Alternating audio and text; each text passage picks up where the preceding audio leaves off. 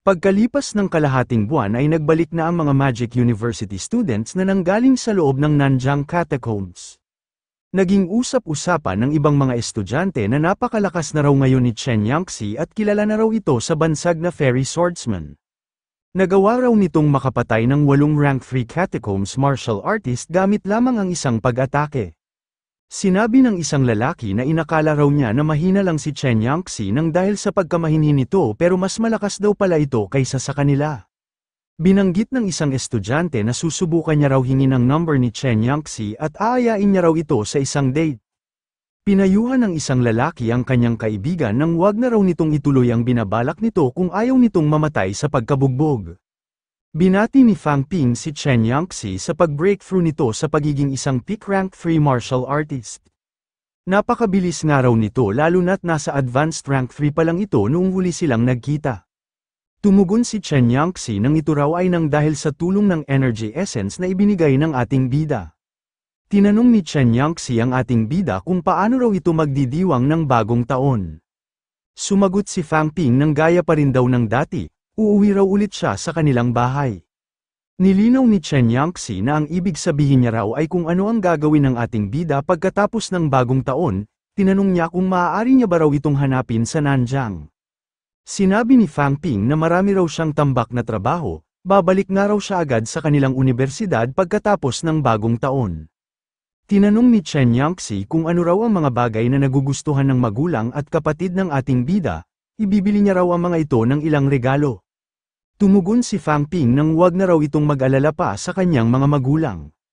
Nagbiro rin siya na pera lang daw ang alam niya na makakapagpasaya sa pasaway niyang kapatid. Alam ni Fang Ping na mas lalo pang gumugulo ang kanilang sitwasyon, kaya plano na niyang mas pagbutihin pa ang kanyang mga pagsasanay. Ang bagong taon na ito ang huli niyang tsansa para makapagsaya at makapag-relax, at isasantabi na niya muna ang ibang mga bagay habang kasama niya ang kanyang pamilya. Habang masaya na nanunood sina Fang Ping ay may mga tao naman na nagmamatsyag sa labas ng kanilang bahay. Sinabi ng isang kalbong lalaki na kumpleto na raw silang tatlo kaya maaari na nila itong simulan. Nagtanong ang matandang lalaki kung aatakihin na ba raw nila ito ng direkta o hihintayin muna nila ang paglabas nito. Tumugon ang naka-cornrows na lalaki nang aatake na raw sila ng direkta. Sinabihan niya ang matandang lalaki na ito na raw ang unang aatake at magkunwari raw muna ito na nadedehado. Kapag daw sumali na rin sila sa pakikipaglaban ay iko-corner nila ang kanilang target at nang hindi na ito makatakas. Sinabi ng kalbong lalaki na lahat nga raw sila ay rank 6 kaya tiyak na mapapatay nila ang isang rank 5 martial artist. Ngumiti ang naka-cornrows na lalaki at sinabi sa kanyang mga kasama na ngayong gabi na raw mamamatay si Fang Ping. Natanaw ng tatlo na nakatayo ang ating bida sa tapat ng bintana.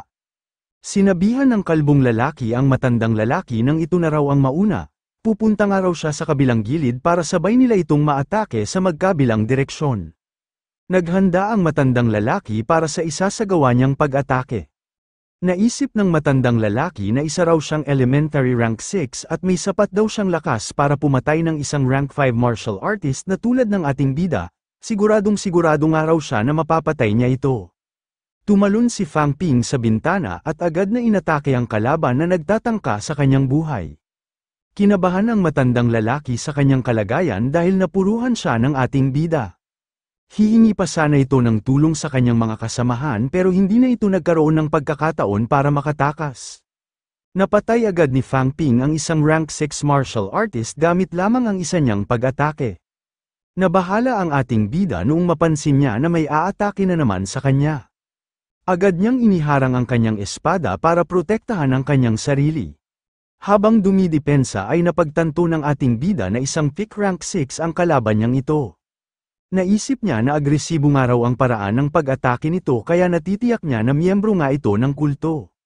Kailangan niya raw magpahabol sa mga ito sa labas ng distrito at nang hindi madamay sa paglalaban nila ang mga inosenteng tao. Bigla na lang sumulpot sa likuran ang isa pang kalaban at agad nitong hinawakan ang ating bida. Sinabi ng naka-cornrows na lalaki na wag na raw umasa ang ating bida na magagawa pa nitong makatakas. Sinamantala ng kalbong lalaki ang pagkakataong ito para atakihin si Fang Ping gamit ang pinakamalakas niyang pag-atake.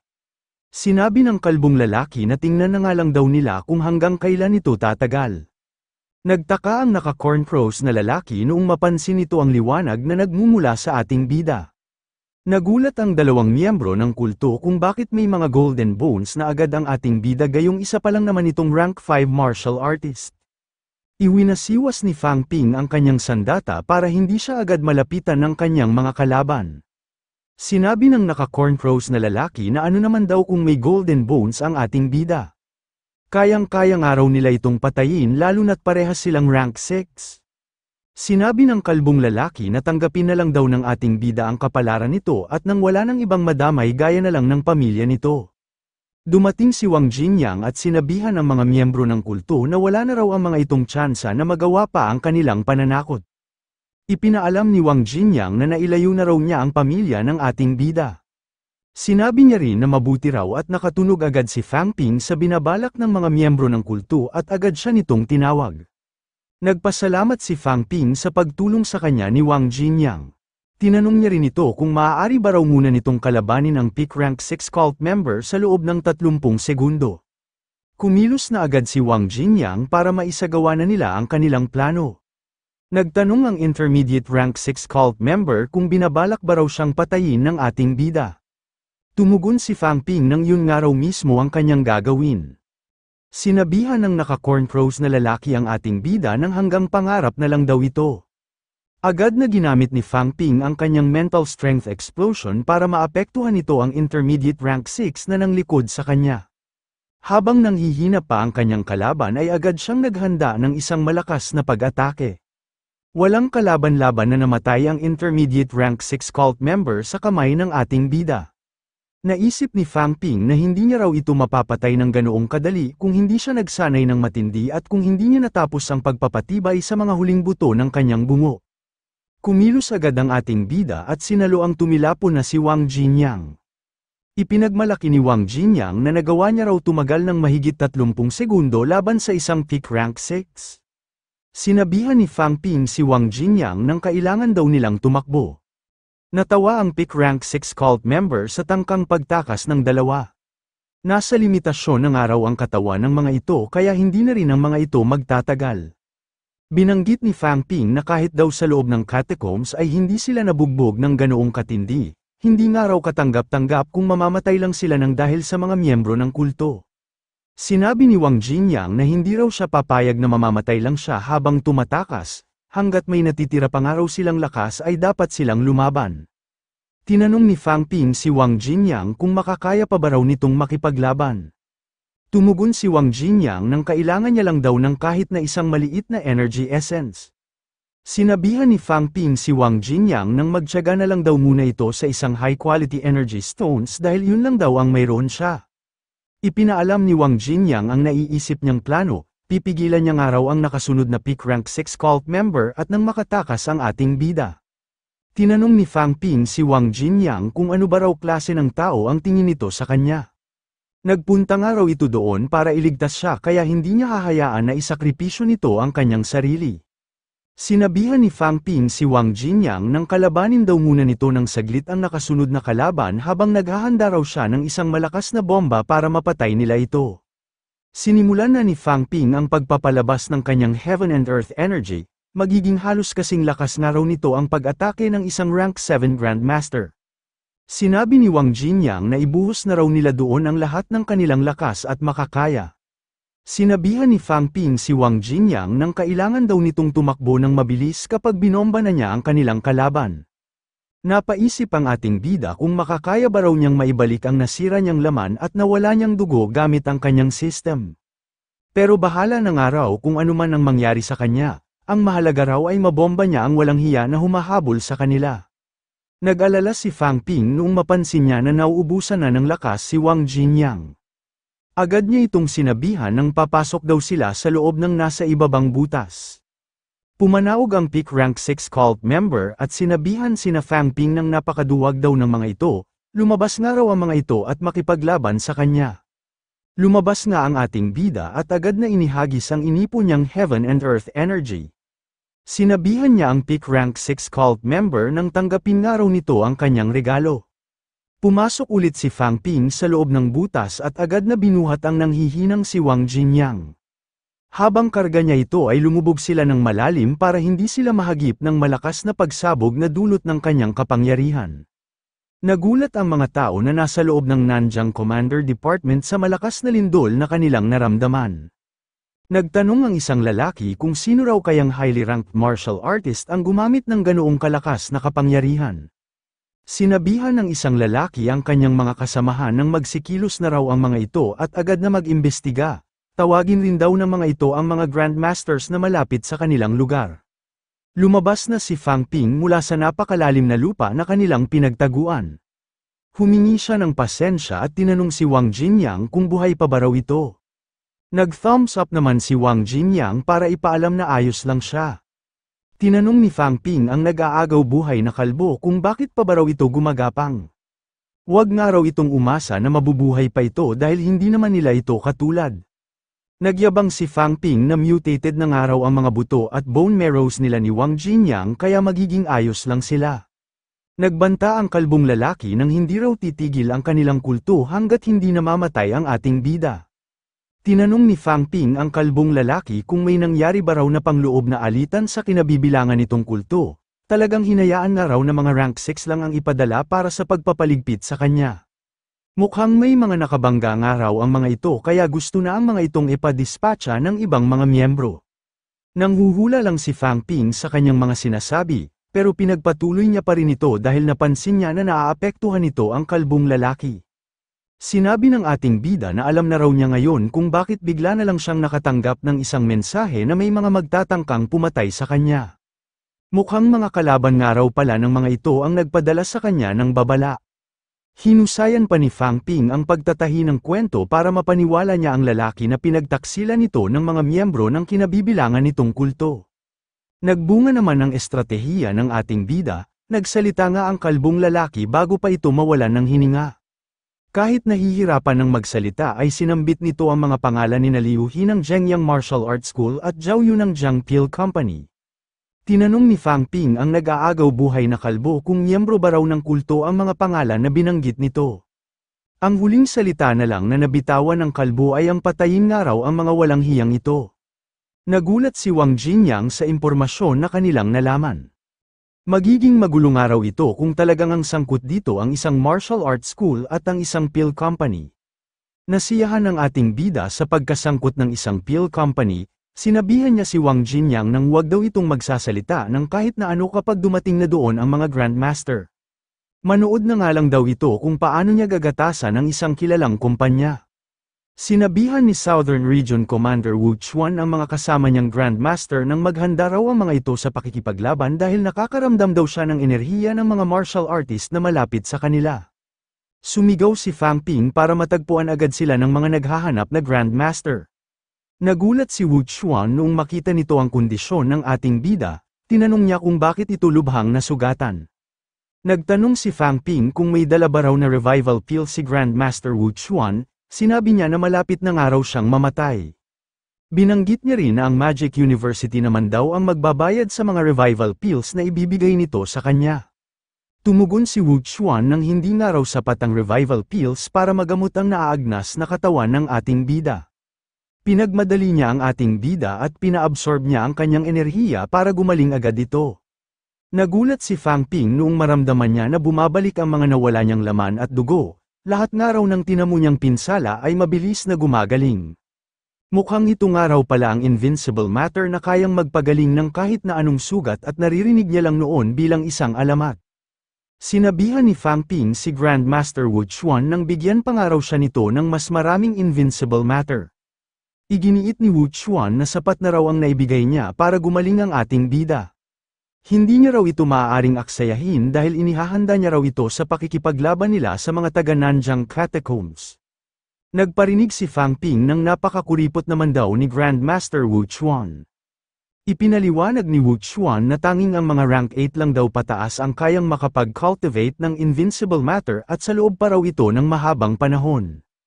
Kahit nga raw may mga golden bodies sila ay halos hindi pa rin daw sapat para sa kanilang sarili ang mga nagagawa nilang invincible matter. Binanggit ni Wu Chuan na napakalakas daw ng life force ng ating bida at mayroon na rin itong golden bones kaya hindi ito nalagay sa malubhang kondisyon, Tinanong niya kung paano naman daw si Wang Jinyang. Nagulat si Fang Ping noong makita niya na gumagaling na rin ang mga pinsala na tinamo ni Wang Jinyang. Tinanong niya si Grandmaster Wu Chuan kung dahil rin daw ba ito sa Invincible Matter. Nagtaka si Wu Chuan kung bakit nagtataglay rin ng Invincible Matter si Wang Jinyang. Tinanong niya kung talaga nga bang mga rank 5 martial artist pa lang ang dalawang ito. Naisip ni Fang Ping na tama nga raw ang kanyang mga instruktor, nagagawa nga raw ng nag-mutate na martial artist na tulad ni Wang Jinyang na mapagaling ang kanyang sarili kapag nalalagay ito sa panganib. Nagagawa nga raw ng mga itong mabuhay dahil nakakapag-produce na rin ang mga ito ng Invincible Matter. Sinabihan ni Fang Ping si Wang Jinyang nang maglabas pa raw ito ng mas maraming Invincible Matter para may magamit din siya. Hindi nga raw niya kayang makagawa ng ganoong klase ng kapangyarihan at ayaw raw niya na nakalabas ang kanyang mga buto. Tinanong ni Grandmaster Wu Chuan kung sino ba raw ang nakalaban ng mga ito at bakit nasaktan ang mga ito ng sobra. Tumugon si Fang Ping nang halos muntikan na raw niya itong makalimutan. Sinabihan niya si Grandmaster Wu Chuan na pagalawin daw agad nito ang mga tauhan nito para puntahan sina Liu He ng Zhengyang Martial Arts School at si Zhao Yu ng Jiangpil Company. Ipinaalam niya na maaaring miyembro nga raw ang mga ito ng kulto. Galit na pumasok ang isang lalaki sa loob ng Sun City Admiral's Mansion. Nagreklamo ang Pil Company General Manager at isa ring Rank 8 Grandmaster na si Xing Minghong sa pag-aakusa ng ating bida na maaaring miyembro ng kulto ang kanyang boss. Kasama rin itong dumating ang Weaponry Company General Manager na si Sun Leking na isa ring Rank 8 Grandmaster. Tinanong ni Xing Minghong kung iniisip ba raw talaga ng ating bida na hindi ito maaaring kibuin ng iba. Pinaliwanag ni Fang Ping na kakatapos lang daw pagtangkaan ang kanyang buhay at sina Liu He at Zhao Yu raw ang mga pangalan na binanggit ng isa niyang nakalaban bago ito nawalan ng hininga. Nangatwiran siya na hindi raw ito isang walang basehan na akusasyon. Binanggit niya na naroon nga raw ang lahat ng mga department head at nagsama rin ang mga ito ng napakaraming Grandmaster. Isa lang naman daw siyang rank 5, kaya wag nga raw ng mga itong palabasin na basta na lang siya nagdadawit ng kung sino-sinong pangalan. Nayabangan si Xing Minghong sa pagsagot ng ating bida kaya bigla na niya lang itong inatake. Agad na gumalaw si rank 8 Grandmaster Li Changsheng para protektahan si Fang Ping. Tinanong niya si Xing Minghong kung gusto na ba raw nitong mamatay, magsabi nga lang daw ito sa kanya at ibibigay niya agad ang hiling nito. Umalma si rank 7 Grandmaster Wang Jing at sinabihan si Xing Minghong ng kalabisan na raw ang ginawa nito. Naroon din sa loob ng Admiral's Mansion sina rank 8 Grandmaster Wu Kuoshan at rank 7 Grandmaster Chen Yaoting. Napadpad doon si Principal Chen Yaoting dahil pinapunta ito ng kanyang apo habang nasa kalagitnaan sila ng reunion dinner. Naisip ni Principal Wu Kuoshan na plano nga raw ng ating bida na suportahan nila ito para sa binabalak nitong pagsira sa reputasyon ng dalawang major companies. Gusto nga raw nitong gamitin ang pagtatangka sa buhay nito para mapaigting ang kanyang akusasyon at para maipagbili nila sa dalawang kumpanya ang share ng Magic University. Titingnan niya nga raw kung paano nito paglalaruan ang kanyang baraha.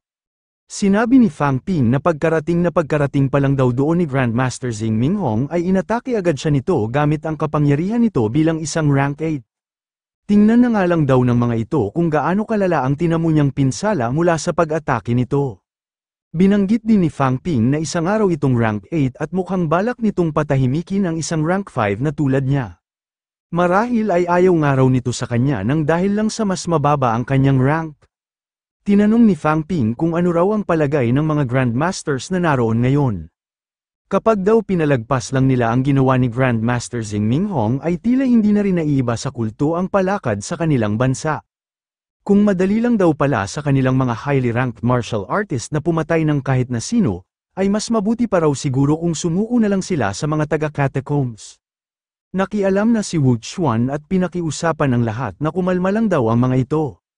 Sinabi niya rin na tulungan nga raw ni Xing Minghong si Fang Ping bago pa man lumala ang kondisyon nito. Tinanong ni Xing Minghong kung iminumungkahi ba raw ni Wu Chuan na gamitin niya ang sarili niyang Invincible Matter para lang gamutin ang pinsala ng isang estudyante. Nagtanong si Wu Chuan kung paano raw nila ipapaliwanag kung bakit nasaktan ng isang Magic University student habang nasa loob ito ng isang Admiral's Mansion. Labag man sa loob ni Xing Minghong pero wala na itong nagawa kundi gamutin ang ating bida. Sinabihan ni Wang Jing si Xing Minghong nang bakit napakarahas daw nito sa estudyante ng kanilang universidad, hindi nga raw ito karapat-dapat na matawag na isang Grandmaster. Naisip ni Xing Minghong na balak niya lang daw pahagingan ang ating bida at wala raw talaga siyang intensyon na saktan nito. Nagpasalamat si Fang Ping habang tinatanggap ang Invincible Matter na inilalabas ni Grandmaster Xing Minghong, nagbiro rin siya ng napakabait nga raw nito. Naisip ni Wu Kuoshan na tanging si Fang Ping lang daw ang sasalubong sa isang malakas na pag-atake para lang makuha nito ang kanyang gusto, pero epektibo naman daw ito dahil nakatanggap pa siya ng mas maraming Invincible Matter.